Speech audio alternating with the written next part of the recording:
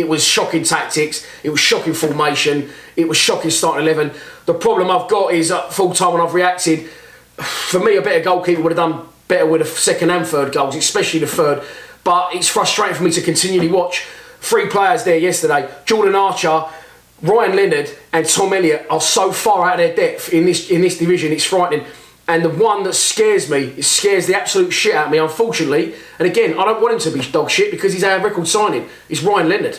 He is so far out of his depth. He cannot play in the Championship. He wonder why Sheffield United bought him and sold him again. He's not good enough. His level is League One. You know, he had a decent game probably against Wimbledon because he's playing at his level. As Kenny said, find your level. And Ryan Leonard, mate, he's just no good. He's no good. It's simple as he helps the ball on. I see him help the ball on into nothing areas sometimes. I see him do it 3 times yesterday. Watch out next time he plays. It comes to him and he just knocks it on first time back to their goalkeeper. He is being tatted around as a box-to-box midfielder. It doesn't have an effect in either box. You don't know he's out there. And with him and Tunnicliffe, I actually think Tunnicliffe's better than Leonard by a mile. Because I know Tunnicliffe, again, doesn't do a great deal for me, but he doesn't lose the ball. At least he keeps it. And for those slating Sean Williams, again, the reason you'll see Sean Williams make mistakes is because Sean Williams isn't afraid to try that 40-yard pass. He isn't afraid to try that little dink over the top or a through ball. He tries to unlock doors with the ball. He takes responsibility on the ball. A player for me in central midfield, being a crab, giving it sideways and backwards, we need more from that at Millwall Football Club. We need more. Now, moving on to the second half, the 3 subs that come on completely changed the game, and I think it proved that we should have stuck with the formation we started with. Ben Thompson comes in a little bit after Fergie and Morrison. Any one of them, by the way, any one of them 3 could have been man of the match for me. Morrison I thought was superb. After I said, I tweeted, good, Morrison's coming on. I thought we did very well, Morrison, out wide right, and I'll be tempted to start him there against Hull. But Fergie, superb. Again, we're struggling to create and score goals, and one of the very few people at the club that can put a lovely cross into the box, we fucking leave on the bench. I mean, look, I didn't ever want Ferguson in the team. Now I want him in the team, he won't put him in it. It's madness. And if Ben Thompson, after that performance, doesn't get Ryan Leonard's shirt on Tuesday at Hull, then serious questions have got to be asked. Because, as I said, with Leonard, it scares me. I love the gaffer, I'll back the gaffer, I always have, always will, you know that, as long as he's the manager of this club. And with the gaffer, we've seen him do it time and time again. He keeps playing Morrison, okay, now he stops. He keeps playing Craig when he shouldn't. And he seems to have his favourites. AOB's another one. He's very loyal to certain players. And with Ryan Leonard not only being a personal friend of Neil Harris, not only being a player that Neil Harris has tracked for a very long time, and not only him being a record signing, I think you're going to see Harris be as stubborn as he's ever been, and he's going to continue to play Ryan Leonard. No way in the world should Ryan Leonard be in that team in front of Ben Thompson. No way in the world should Ben Marshall be in that team in front of Shane Ferguson when we travel to Hull on Tuesday night. But mate, you just know it's going to be the same team. You know it's going to be the same keeper. A Man City fan commented yesterday on one of my videos, and he said, "I'm a Man City fan, but I like your channel. Thanks very much, by the way. And why does this goalkeeper, Jordan Archer, you've got in goal, continue to get picked week after week after week when all he does is fuck up every week?" Mate, it's beyond me. I don't know. You'll have to ask Neil Harris that one.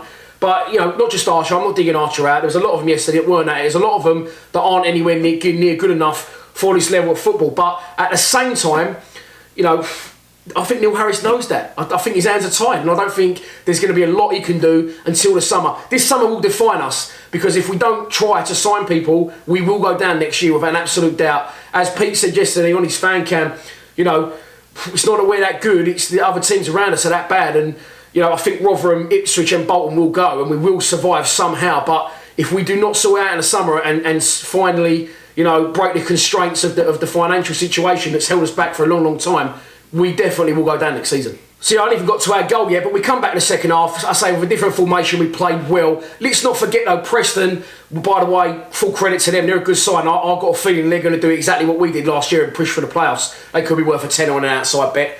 I ain't backed by a betting company anymore, so put it on with who you fucking like. But I'll be very tempted to put a little bit of money on Preston, because they were a very good side under Alex Neil, and they're just marching forward. Again, they've beaten a lot of teams lately. They've beaten the league leaders 3-1. They've beaten teams away from home. They beat QPR 4-1, who were in free fall, by the way, and could get dragged into the relegation zone. But again, I'll go back to it.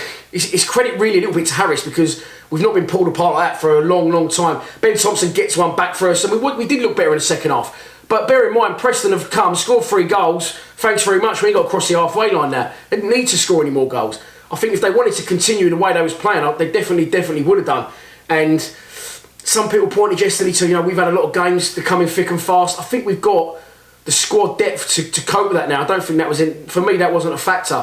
For me, we just got a massive wake-up call of what a good team in this division is all about. If you attack us with pace, any team that attacks any team with pace, I said it earlier to someone, teams now set up to defend corners, they set up to defend set pieces. It's rare now you'll see a player like Ryan Giggs that gets the ball at his feet and fucking runs at the heart of defence.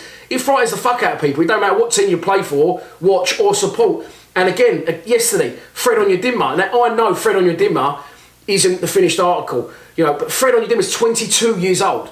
He's been in the club a long, long time. He must be so frustrated. Now, for me, who are you going to pursue with? Tom Elliott's, 27, 28? He was horrendous yesterday. He is not good enough for his standard of football.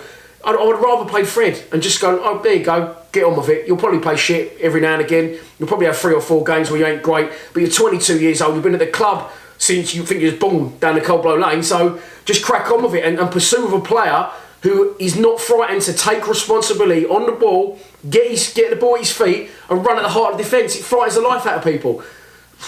Just there's some decisions being made. Again, it's a Jekyll and Hyde, not only with our games, our performances, the players' levels, the manager's decisions. We're fucking up and down. It's like being married, honestly. It's horrendous. So just finally, before I wrap it up, I just want to cover the booing situation yesterday. Alfie mentioned it in his fan cam, and I think he's completely hit the nail on the head. We shouldn't be booing any team under a Neil Harris reign.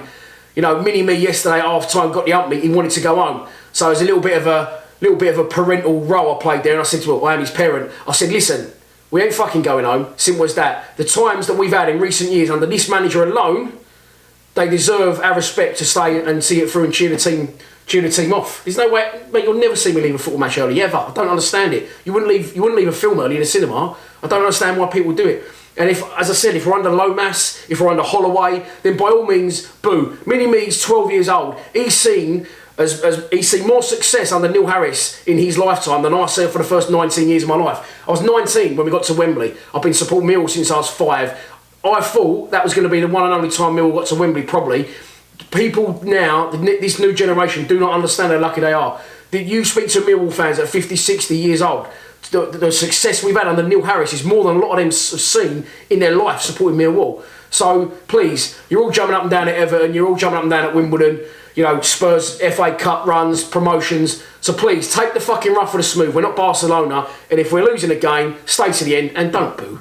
So that is your lot for this post-match analysis video. Sunday, well and truly ruined for every single one of you, unless you're a Preston fan. I will be going to Hull on Tuesday, so hang on. I'll be back tomorrow for a pre-match prediction. Can't get rid of me in a minute, can ya? Please subscribe to Lions TV. Come on, you Lions.